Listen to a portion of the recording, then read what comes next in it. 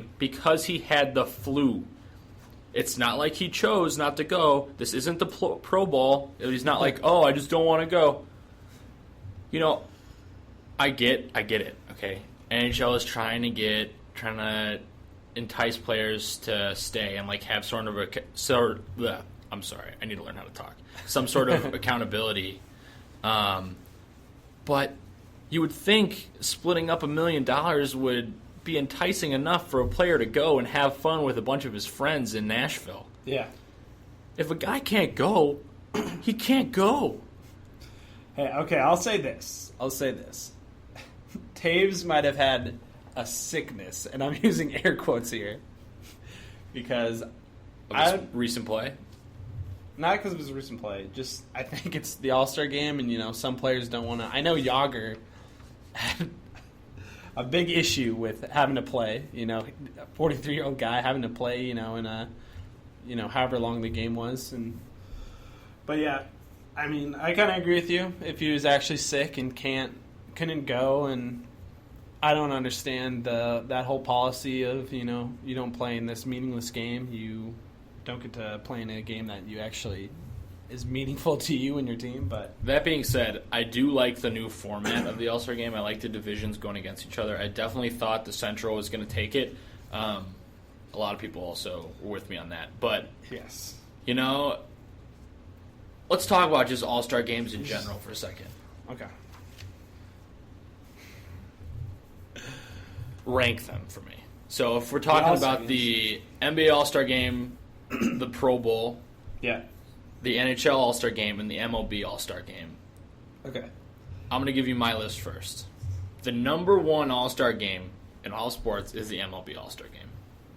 Second, I'm going to put the NHL now. Third, the NBA. And fourth, absolutely the last one is Can the Pro we Bowl. not even put it on the list? I don't even think it should count. No, okay. We're gonna rank the three. NHL, MLB, NBA. Yeah. Here's why I like MLB. It matters. The winner gets home field advantage in the World Series. That's pretty cool. That is cool. Where would you rank them? I'd actually do the same ranking. Same ranking? Yeah. Wow, Actually, no wonder why. As a person who hates All-Star games, like, legitimately hates them, I think they're such a waste of time.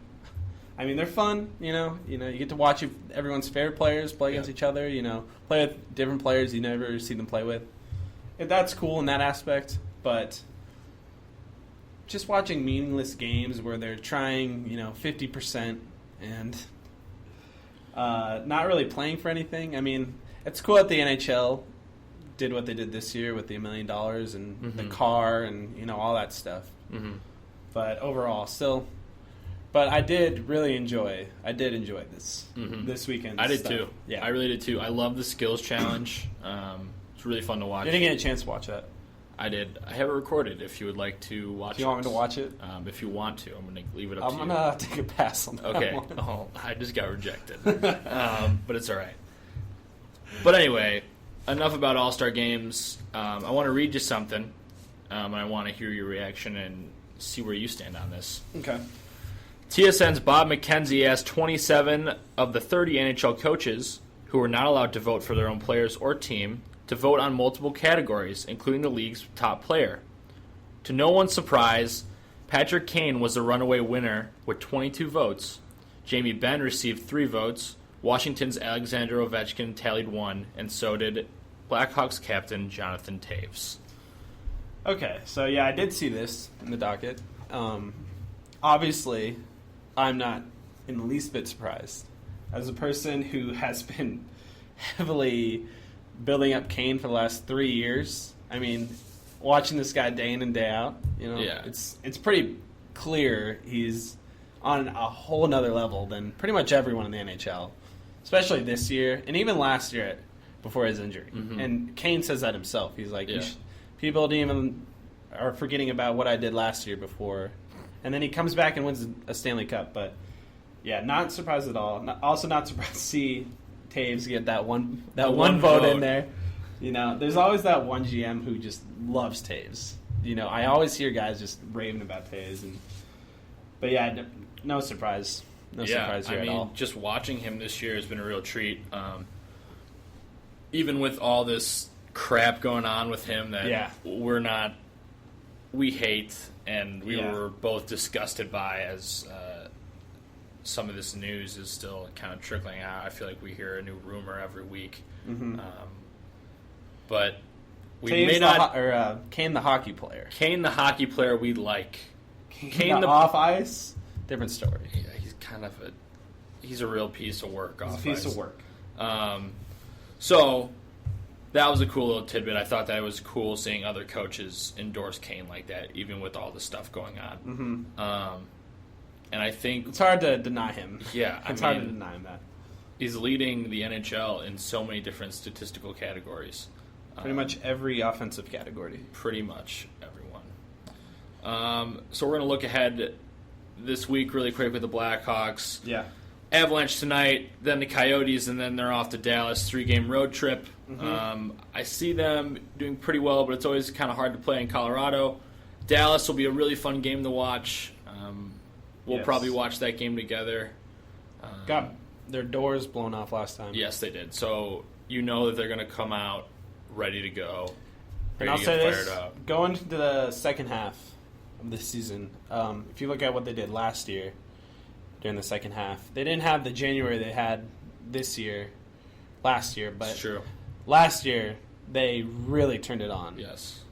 During the second half. And I think they know that they have to win the division and not even going. just that, just be playing that playoff hockey once you get to the playoffs, once you get to April. They're pretty familiar with playoff hockey. They're a little bit familiar. A little bit.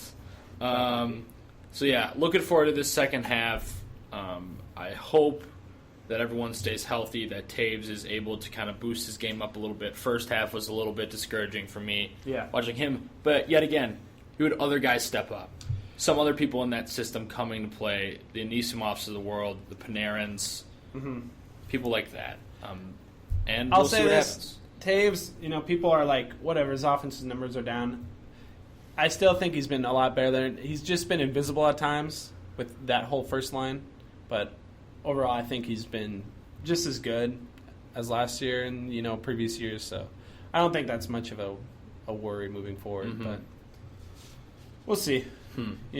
They definitely need a little more production from, all of the lines instead of just, the second line. So hopefully Corey keeps up his solid play too. I think he will. I think he's going to be kind of slowing down. I think he's kind of mad that he didn't get in the All-Star game, honestly, because he should have after watching Dubnyk play at the All-Star game this weekend where he literally sucked. So Crawford should have been there. Yeah, they left out the two best central goaltenders. Yes. So I agree. Just put in, two guy, whoever, Yeah. So and even Tuukka is not playing at the level that he has in the past on the struggling Predators team. Excuse me. Tuukka. Pekka Rinne. Gosh, what am I doing today? Pekka Rinne has been awful this year, and I don't know how he got into the All-Star game.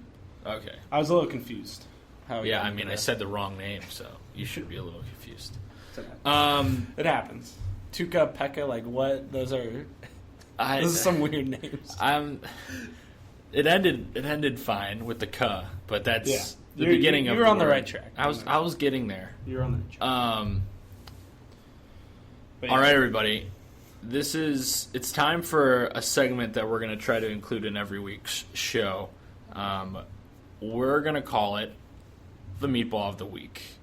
So, what is a meatball? That is a very good question. A very good question. We all know we love the meatballs with the mashed potatoes and the greens and covered in gravy and all that stuff. We're talking about a different type of meatball. That's what you go to when you think of meatball? Yeah, meatball mashed potatoes. You don't go for spaghetti meatball? I go... What is this? I'm a Swedish man, and we eat a lot of Swedish meatball with a little bit of Korv sausage and a little bit of mashed potatoes and some greens in there. Delicious. All right, but I'll keep to my spaghetti. You can. You can be that kind of guy. I won't. Normal. All right, that's a nice dig, Blake. So how would you describe a meatball in the sense that we're talking here? Well, a meatball, I guess to me, is this. It's a person. I don't know how to describe meatball. You kind of just know it when you see it. You look at someone tweet something out or comment on Instagram or something like that, and you just go, What are you saying? It's like those people with bad opinions that don't think they're, they think they're correct on everything, despite. Shut your mouth. Is that for me or the meatball? Shut your mouth. That's for the meatballs. So I have a meatball this week. A friend of the program, Hawk Harrelson. Friend of the program. Not really. I hope he's not. Was at Sox Fest this week, and I did not hear this. He said this quote, and I quote, "If you think Jerry Reinsdorf is gonna let the Cubs beat us down for another 4 or 5 years, you've got another thing coming." Hawk, Idiot. idiot, dude. Well, we've known that about Hawk for years now, that he's not. We know how much Hawk loves advanced stats, and we know how much Hawk loves wearing your hat to the side, and he kind of defines the word meatball. He is a meatball. If you think of a meatball, you think of Hawk Harrelson or someone who's just way too emotionally invested in Chicago sports to the point where it interrupts with rational thought. Yes. I think that's a good... Very rational. I think that is a good definition here. Yeah. So, Hawk, you're the meatball of the week. Congratulations. Here's to you. But really, just shut your mouth. Shut it. All right. Couple of shout-outs here as we get to the end. We're throwing in some Bears love. Lots of Bears love today. A couple shout-outs. Number 1 to John Scott. I love you, man. Keep doing what you're doing. Yes. Your wife and now going to be 4 children. Love seeing you out there this weekend. Absolutely great. I kind of want to say something, John Scott. Yeah. I was very against all this happening. Really? At first I was. It wasn't that I don't like John Scott or, having him in the All-Star game. I thought it was funny and, fun thing for the NHL. But just the fact that the NHL tried to deny him and that everyone in the media kind of ran with this story, and it got just to a point where it was a little too much. All right. I still love you, John. Keep doing. Blake hates you, John. I love you, John. Of course, Chris Denorfia. What's up, my man? We love you. Come on the show, Denorfia. Get signed somewhere. I recently saw a hockey game with the Chicago Gay Hockey Association, the Rainbow Skaters. Shout out to them. I was wondering what these next few Shout out to Baby Bear. Shout out to Rawhide. We have a good friend named Rob Kraft who does a podcast called The Secret Spot, so check him out on iTunes. Again, thank you for listening. We love you so much. Follow us on Twitter at Social Steam Room. If you have questions, email us at sosasteamroom@gmail.com. We love you a whole lot. Thank you for listening. Blake, any final words? Bear down. Bear down.